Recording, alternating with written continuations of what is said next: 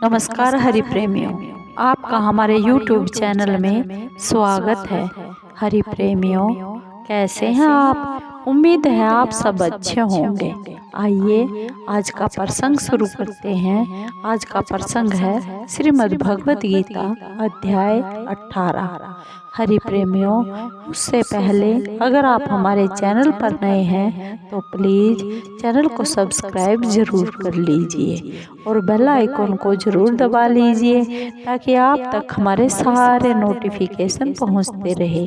हरि प्रेमियों, आपका एक भी सब्सक्राइब हमारे लिए बेहद मायने रखता है। आइए सुनते हैं श्रीमद् भगवत गीता का अध्याय 18। हरि प्रेमियों, पांडवों ने 12 वर्ष का वनवास और 1 वर्ष का अज्ञातवास समाप्त होने पर जब प्रतिज्ञा के अनुसार अपना आधा राज्य मांगा, तब दुर्योधन ने आधा राज्य तो क्या, तीखी सुई की नोक जितनी जमीन भी बिना युद्ध के देनी स्वीकार नहीं की।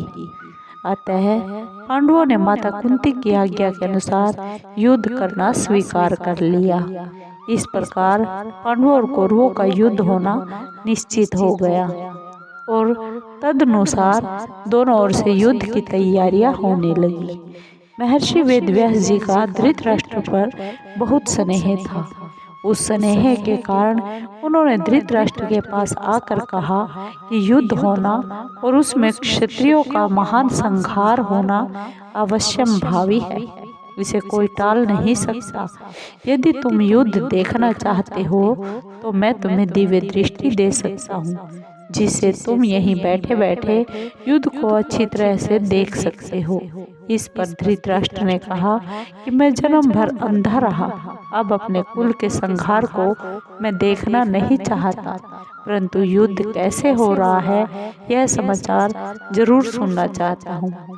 तब व्यास जी ने कहा, मैं संजय को दिव्य दृष्टि देता हूँ, जिससे यह संपूर्ण युद्ध को, संपूर्ण घटनाओं को और सैनिकों के मन में आई हुई बातों को भी जान लेगा और सुन लेगा, देख लेगा और यह सब बातें तुम्हें सुना भी देगा। ऐसा कहकर व्यास जी ने संजय को दिव्य दृष्टि प्रदान की। निश्चित समय के अनुसार कुरुक्षेत्र में युद्ध आरंभ हुआ। 10 दिन तक संजय युद्ध स्थल में ही रहे। जब पितामह भीष्म बाणों के द्वारा रथ से गिरा दिए गए, तब संजय ने हस्तिनापुर में, जहां पर धृतराष्ट्र विराजमान थे, आकर धृतराष्ट्र को यह समाचार सुनाया। इस समाचार को सुनकर धृतराष्ट्र को बहुत बड़ा दुख हुआ और वे विलाप करने लगे। फिर उन्होंने संजय से युद्ध का सारा वृत्तांत सुनाने के लिए कहा और भीष्म पर्व के 24वें अध्याय तक संजय ने युद्ध संबंधी सब बातें धृतराष्ट्र को सुना दी। 25वें अध्याय के तक धृतराष्ट्र संजय से पूछते हैं, जो कि अब 18 अध्याय श्रीमद् भगवत गीता का है, जिसमें भगवान श्री कृष्ण अर्जुन को यह उपदेश दे रहे हैं, उसका आरंभ। अध्याय 18। आइए श्रवण करते हैं। अर्जुन बोले, हे महाबाहो, हे हर्षिकेश, हे केशी निषूदन, मैं संन्यास और त्याग का तत्व अलग अलग जानना चाहता हूँ। कई विद्वान काम्य कर्मों के त्याग को संन्यास समझते हैं और कई विद्वान संपूर्ण कर्मों के फल के त्याग को त्याग कहते हैं। कई विद्वान ऐसा कहते हैं कि कर्मों को दोष की तरह छोड़ देना चाहिए और कई विद्वान ऐसा कहते हैं कि यज्ञ, दान और तप रूप कर्मों का त्याग नहीं करना चाहिए। हे भरतवंशियों में श्रेष्ठ अर्जुन, तू संन्यास और त्याग, इन दोनों में से पहले त्याग के विषय में मेरा निश्चय सुन, क्योंकि हे पुरुष श्रेष्ठ, त्याग 3 प्रकार का कहा गया है। ऐसा भगवान श्री कृष्ण अर्जुन से बोले। यज्ञ, दान और तप रूप कर्मों का त्याग नहीं करना चाहिए। उनको तो करना ही चाहिए, क्योंकि यज्ञ, दान और तप ये तीनों ही कर्म मनुष्यों को पवित्र करने वाले हैं। हे पार्थ, इन यज्ञ, दान और तप रूप कर्मों को तथा दूसरे भी कर्मों को आसक्ति और फलों की इच्छा का त्याग करके करना चाहिए। यह मेरा निश्चित किया हुआ उत्तम मत है। नियत कर्म का तो त्याग करना उचित नहीं है, उसका मोहपूर्वक त्याग करना तामस कहा गया है। जो कुछ कर्म है वह दुख रूप ही है, ऐसा समझकर कोई शारीरिक परिश्रम के भय से उसका त्याग कर दे तो वह राजस त्याग करके भी त्याग के फल को नहीं पाता। हे अर्जुन, केवल कर्तव्य मात्र करना है, ऐसा समझकर जो शास्त्र विहित कर्म आसक्ति और फल इच्छा का त्याग करके किया जाता है वही सात्विक त्याग माना गया है। जो अकुशल कर्म से द्वेष नहीं करता और कुशल कर्म में आसक्त नहीं होता वह त्यागी बुद्धिमान, संदेह रहित और अपने स्वरूप में स्थित है। कारण यह है कि देहधारी मनुष्य के द्वारा संपूर्ण कर्मों का त्याग करना संभव नहीं है। इसलिए जो कर्मफल का त्यागी है वही त्यागी है, ऐसा कहा जाता है।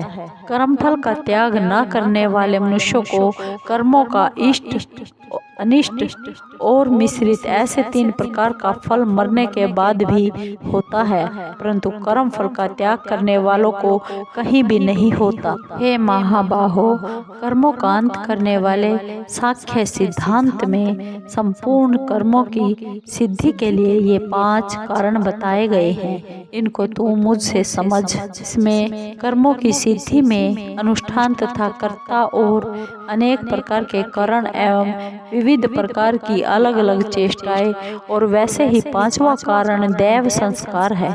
मनुष्य शरीर, वाणी और मन के द्वारा शास्त्र विहित अथवा शास्त्र विरुद्ध जो कुछ भी कर्म आरंभ करता है उसके ये पूर्वोक्त 5 हेतु होते हैं। परंतु ऐसे 5 हेतुओं के होने पर भी जो उस कर्मों के विषय में केवल शुद्ध आत्मा को करता देखता है और वह दुष्ट बुद्धि वाला ठीक नहीं देखता, क्योंकि उसकी बुद्धि शुद्ध नहीं है, अर्थात उसने विवेक को महत्व नहीं दिया है। जिसका अहंकार कृत भाव मैं करता हूँ ऐसा भाव नहीं है और जिसकी बुद्धि लिप्त नहीं होती वह युद्ध में इन संपूर्ण प्राणियों को भी मार कर भी न मारता है और न बंधता है। ज्ञान, ज्ञेय और प्रज्ञाता, इन तीनों से कर्म प्रेरणा होती है तथा करण, कर्म और कर्ता, इन तीनों से कर्म संग्रह होता है। गुणों का विवेचन करने वाले शास्त्र में गुणों के भेद से ज्ञान और कर्म तथा कर्ता 3 प्रकार से ही कहे जाते हैं, उनको भी तुम यथार्थ रूप से सुनो। जिस ज्ञान के द्वारा साधक संपूर्ण विभक्त प्राणियों में विभाग रहित एक अविनाशी भाव सत्ता को देखता है उस ज्ञान को तुम सात्विक समझो। परंतु जो ज्ञान अर्थात जिस ज्ञान के द्वारा मनुष्य संपूर्ण प्राणियों में अलग अलग अनेक भावों को अलग अलग रूप से जानता है उस ज्ञान को तुम राजस समझो। हे अर्जुन, किंतु जो ज्ञान अर्थात जिस ज्ञान के द्वारा मनुष्य एक कार्य रूप शरीर में ही संपूर्ण की तरह आसक्त रहता है तथा जो युक्ति रहित वास्तविक ज्ञान से रहित और तुच्छ है वह तामस कहा गया है। जो कर्म शास्त्र विधि से नियत किया हुआ और कृतित्व अभिमान से रहित, कर्तव्य भाव से अभिमान से रहित हो तथा फल इच्छा रहित मनुष्य के द्वारा बिना राग द्वेष के किया हुआ हो वह सात्विक कहा गया है। परंतु जो कर्म भोगों की इच्छा से अथवा अहंकार से और परिश्रम पूर्वक किया जाता है वह राजस कहा गया है। जो कर्म परिणाम, हानि, हिंसा और सामर्थ्य को ना देखकर मोहपूर्वक आरंभ किया जाता है वह तामस कहा जाता है। जो कर्ता राग रहित, कर्तव्य अभिमान से रहित धैर्य और उत्साह युक्त तथा सिद्धि और असिद्धि में निर्विकार है, वह सात्विक कहा जाता है। जो कर्ता, रागी, कर्म फल की इच्छा वाला, लोभी, हिंसा के स्वभाव वाला, अशुद्ध और हर शोक से युक्त है, वह राजस कहा गया है। जो कर्ता असावधान, अशिक्षित, ऐंठ, अकड़न वाला, जिद्दी, उपकारी का उपकार करने वाला, आलसी, विषादी और दीर्घसूत्री है, वह तामस कहा जाता है। हे धनंजय, अब तू गुणों के अनुसार बुद्धि और धृति के भी 3 प्रकार के भेद अलग अलग रूप से सुन, जो कि मेरे द्वारा पूर्ण रूप से कहे जा रहे हैं। पृथानंदन, जो बुद्धि, प्रवृत्ति और निवृत्ति को, कर्तव्य और अकर्तव्य को, भय और अभय को तथा बंधन और मोक्ष को जानती है, वह बुद्धि सात्विक है। पार्थ, मनुष्य जिसके द्वारा धर्म और अधर्म को तथा कर्तव्य और अकर्तव्य को भी ठीक तरह से नहीं जानता, वह बुद्धि राजसी है। हे पृथानंदन, तमोगुण से घिरी हुई जो बुद्धि अधर्म को धर्म ऐसा मान लेती है और संपूर्ण चीजों को उल्टा मान लेती है, वह तामसी है। हे पार्थ, समता से युक्त जिस अव्यभिचारिणी धृति के द्वारा मनुष्य मन, प्राण और इंद्रियों की क्रियाओं को धारण करता है अर्थात संयम रखता है, वह धृति सात्विकी है। परंतु हे पृथानंदन अर्जुन, फल की इच्छा वाला मनुष्य जिस धृति के द्वारा धर्म, काम, भोग और धन को अत्यंत आसक्ति पूर्वक धारण करता है, वह धृति राजसी है।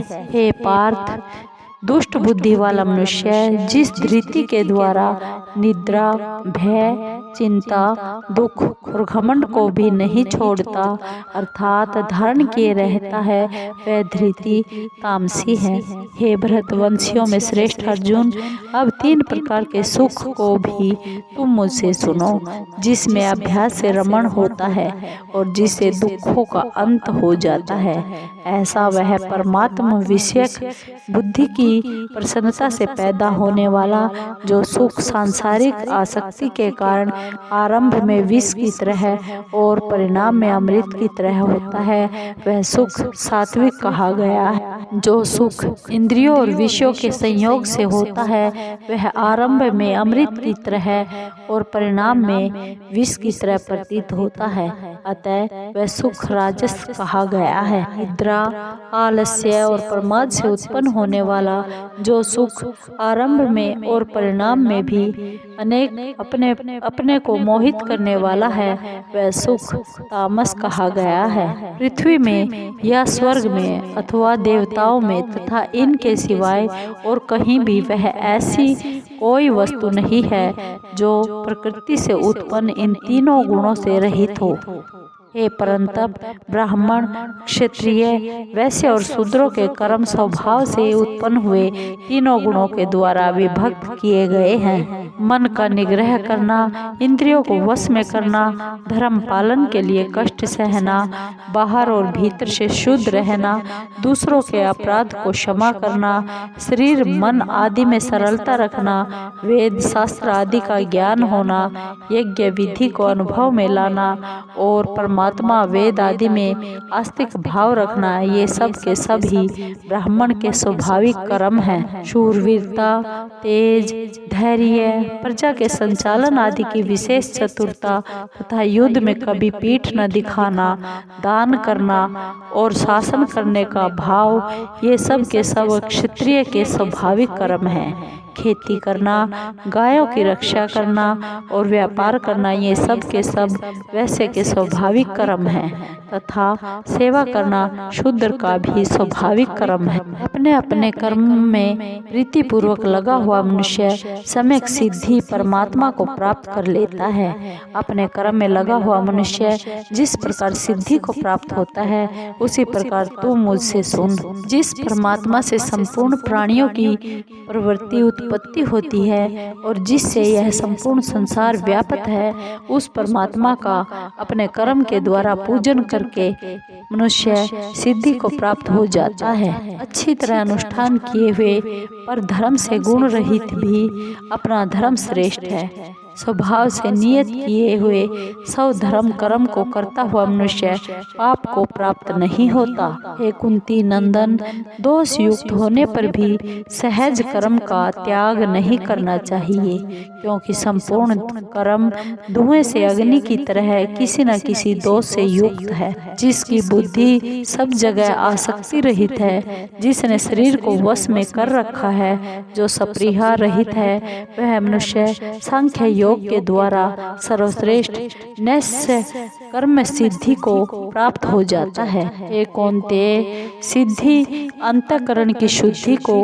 प्राप्त हुआ साधक ब्रह्म को, जो कि ज्ञान की परानिष्ठा है, जिस प्रकार से प्राप्त होता है, उस प्रकार को तुम मुझसे संक्षेप में ही समझो। जो विशुद्ध सात्विकी बुद्धि से युक्त वैराग्य के आश्रित एकांत का सेवन करने वाला और नियमित भोजन करने वाला साधक धैर्य पूर्वक इंद्रियों का नियमन करके शरीर वाणी मन को वश में करके शब्द आदि विषयों का त्याग करके और राग द्वेष को छोड़कर निरंतर ध्यान योग के परायण हो जाता है, वह अहंकार, बल, दर्प, काम, क्रोध और परिग्रह से रहित होकर एवं ममता रहित तथा शांत होकर ब्रह्म प्राप्ति का पात्र हो जाता है। वह ब्रह्म रूप बना हुआ प्रसन्न मन वाला साधक न तो किसी के लिए शोक करता है और न किसी की इच्छा ही करता है। ऐसा संपूर्ण प्राणियों में समभाव वाला साधक मेरा पराभक्ति को प्राप्त हो जाता है। उस पराभक्ति से मुझे मैं जितना हूँ और जो हूँ इसको तत्व से जान लेता है, फिर मुझे तत्व से जानकर तत्काल मुझ में प्रविष्ट हो जाता है। मेरा आश्रय लेने वाला भक्त सदा कर्म करता हुआ भी मेरी कृपा से शाश्वत अविनाशी पद को प्राप्त हो जाता है। चित्त से संपूर्ण कर्म मुझ में अर्पण करके मेरे परायण होकर तथा समता का आश्रय लेकर निरंतर मुझ में चित्त वाला हो जा। मुझ में चित्त वाला होकर तू मेरी कृपा से संपूर्ण विघ्नों को तर जाएगा, और यदि तू अहंकार के कारण मेरी बात नहीं सुनेगा तो तेरा पतन हो जाएगा। हे अर्जुन, अहंकार का आश्रय लेकर तू जो ऐसा मान रहा है कि मैं युद्ध नहीं करूंगा, तेरा यह निश्चय मिथ्या है, झूठा है, क्योंकि तेरी अक्षात्र प्रकृति तुझे युद्ध में लगा देगी। कुंती नंदन, अपने स्वभावजन्य कर्म से बंधा हुआ तू मोह के कारण जिस युद्ध को नहीं करना चाहता, उसको भी तू अक्षात्र प्रकृति के परवश होकर करेगा। हे अर्जुन, ईश्वर संपूर्ण प्राणियों के हृदय में रहता है और अपनी माया से शरीर रूपी यंत्र पर आरूढ़ हुए संपूर्ण प्राणियों को उनके स्वभाव के अनुसार भ्रमण कराता रहता है। हे भरत वंशोद्भव अर्जुन, तू सर्वभाव से उस ईश्वर की ही शरण में चला जा। उसकी कृपा से तू परम शांति संसार से सर्वथा उपरति को और अविनाशी परम पद को प्राप्त हो जाएगा। यह गुह्य से भी गुह्यतर शरणागति रूप ज्ञान मैंने तुझे कह दिया। अब तू इस पर अच्छी तरह से विचार करके जैसा चाहता है वैसा कर्म कर। सबसे अत्यंत गोपनीय सर्वोत्कृष्ट वचन तू फिर मुझसे सुन। तू मेरा अत्यंत प्रिय मित्र है, इसलिए यह विशेष हित की बात मैं तुझे कहूँगा। तू मेरा भक्त हो जा, मुझ में मन वाला हो जा, मेरा पूजन करने वाला हो जा, मुझे नमस्कार कर। ऐसा करने से तू मुझे ही प्राप्त हो जाएगा। यह मैं तेरे सामने सत्य प्रतिज्ञा करता हूँ, क्योंकि तू मेरा अत्यंत प्रिय मित्र है। संपूर्ण धर्मों का आश्रय छोड़कर तू केवल मेरी शरण में आ जा, मैं तुझे संपूर्ण पापों से मुक्त कर दूंगा।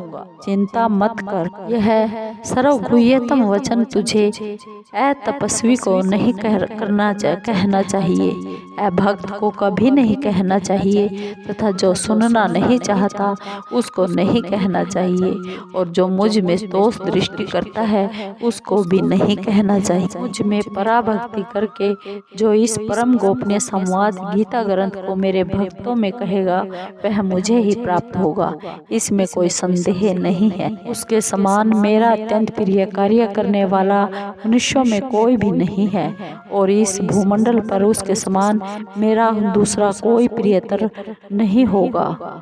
जो मनुष्य हम दोनों के इस धर्म में संवाद का अध्ययन करेगा उसके द्वारा भी मैं ज्ञान यज्ञ से पूजित होऊंगा, ऐसा मेरा मत है। श्रद्धावान और दोष दृष्टि से रहित जो मनुष्य इस गीता ग्रंथ को सुन भी लेगा वह भी शरीर छूटने पर पुण्य कार्यों के शुभ लोकों को प्राप्त हो जाएगा। हे पृथानंदन, क्या तुमने एकाग्र चित्त से इसको सुना? और हे धनंजय, क्या तुम्हारा अज्ञान से उत्पन्न मोह नष्ट हुआ? अर्जुन बोले, हे अच्युत, आपकी कृपा से मेरा मोह नष्ट हो गया है और मैंने समृद्धि प्राप्त कर ली है। मैं संदेह रहित होकर स्थित हूँ। अब मैं आपकी आज्ञा का पालन करूँगा। संजय बोले, इस प्रकार मैंने भगवान वासुदेव और महात्मा पृथानंदन अर्जुन का यह रोमांचित करने वाला अद्भुत संवाद सुना।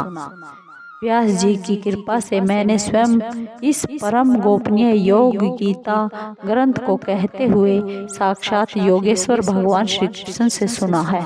हे राजन, भगवान श्री कृष्ण और अर्जुन के इस पवित्र और अद्भुत संवाद को याद करके मैं बार बार हर्षित हो रहा हूँ। हे राजन, भगवान श्री कृष्ण के उस अत्यंत अद्भुत विराट रूप को भी याद कर करके मुझे बड़ा भारी आश्चर्य हो रहा है और मैं बार बार हर्षित हो रहा हूँ। जहाँ योगेश्वर भगवान श्री कृष्ण है और जहाँ गांडीव धनुषधारी अर्जुन है, वहाँ ही श्री विजय विभूति और अचल नीति है, ऐसा मेरा मत है। हरि प्रेमियों, इस प्रकार श्रीमद् भगवद गीता अध्याय 18 समाप्त हुआ। हरि प्रेमियों, आपको ये वीडियो कैसी लगी? अगर आपको अच्छी लगी हो तो प्लीज़ चैनल को सब्सक्राइब कीजिए, लाइक कीजिए, शेयर कीजिए और कमेंट जरूर कीजिए। जय श्री कृष्ण।